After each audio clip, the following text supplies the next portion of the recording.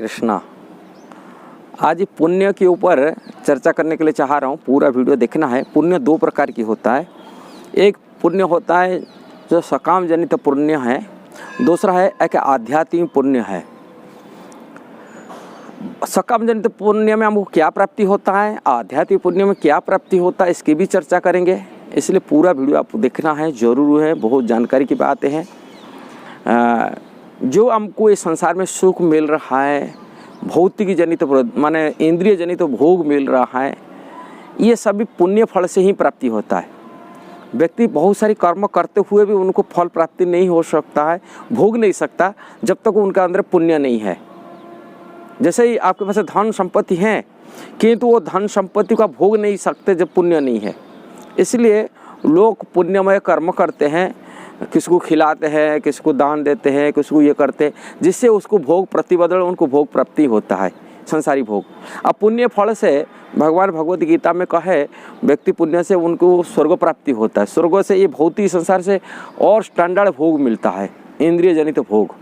जो भोग ये भौतिक संसार में माने पृथ्वी धरती पर हमको नहीं मिलता है, और वहाँ इससे तो कई हजार गुण की सुख सुविधा उनको मिलता है।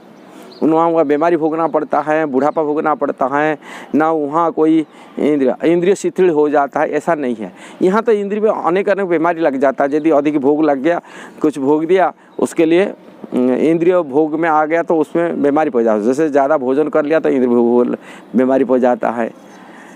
ऐसा ही यहाँ इंद्रिय भोग द्वारा ये पुण्य फल ही मिलता है, और नहीं पुण्य फल से इंद्रिय भोग मिलता है। ये एक इंद्रिय भोग की लोगों को तरह तरह की कर्मकांड में सकाम जनित कर्म करते हैं, दान पुण्य करते हैं, ये भौतिक जनित पुण्य है। दूसरी पुण्य जो भगवत गीता में भगवान बोलते हैं, जिनकी पुण्य उदय हो गया, मेरा भक्ति करता है, भजन करता है, वो भजन की जो पुण्य होता है वो भक्तिमय पुण्य है। भगवान के अज्ञात स्वीकृति पुण्य होता, कोई साधु सेवा कर लिया कि भगवान के नाम किसी प्रकार के श्रवण में हो जाता है, ये भक्ति जनित पुण्य। जिस पुण्य को इकट्ठा होने से भगवान की वो व्यक्ति जीव भगवान की सेवक बन जाता है, उनकी सेवा करने का पात्र बन जाता है, भगवान की सेवा में दृढ़ता में हो जाता है, निष्ठापूर्वक भक्ति में पात्र बन जाता है, माने नैष्ठिक भक्ति को प्राप्ति कर लेता है, केवल भक्ति प्राप्ति कर लेता है वो पुण्य फल में। भगवान गीता में बताया जिसम तंतगतम पापम जनानम पुण्य कर्माणम। यहाँ जो पुण्य कहा जाता है वो भक्ति जनित पुण्य। अब भक्ति जनित पुण्य किसी अज्ञात स्वीकृति से प्राप्ति होता है।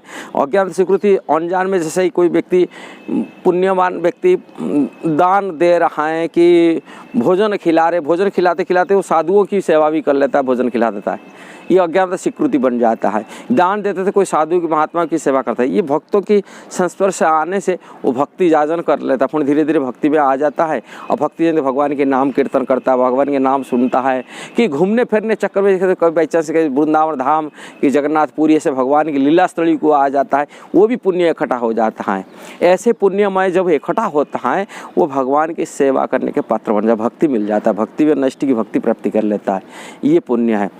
किंतु भक्त जो होते हैं वो भौतिक पुण्य नहीं चाहते, कारण इंद्रिय तृप्ति जन्य पुण्य कभी हमको स्वर्ग भी दिलाता, कभी नरक भी दिला देता है। कारण वो पुण्य हमेशा स्थायी नहीं रहता है, शाश्वत नहीं रहता, सनातन नहीं रहता है, वो नश्वर सुख मिलता है। किंतु भगवान बोले क्षीणे पुण्य मर्त्य वैसे, उनकी पुण्य जब क्षय हो जाता है पूर्ण संसार को आना पड़ता है, संसार को दुख तकलीफ भोगना पड़ता है, हमेशा पुण्य जैसा ही नहीं रहता है। किंतु भक्ति जनित जो पुण्य है वो शाश्वत सनातन भाव से हमको फलवती देता है, वो कभी नष्ट नहीं होता, वो आगे बढ़ता है इसका। ये है भक्ति। कुछ रुकावट होता है, यदि वैष्णव अपराध होता है इसमें रुकावट आ जाता है, उसमें बाधक बन जाता है भक्ति का। ये है सबसे बड़ा खतरा है, अपराध है इसकी, सेवा अपराध हो, नाम अपराध हो, वैष्णव अपराध हो, ये जो धाम अपराध हो, ऐसे अपराध से जनित भक्ति में रुकावट आ सकता है, किंतु वो घटता नहीं। ये है भक्ति में।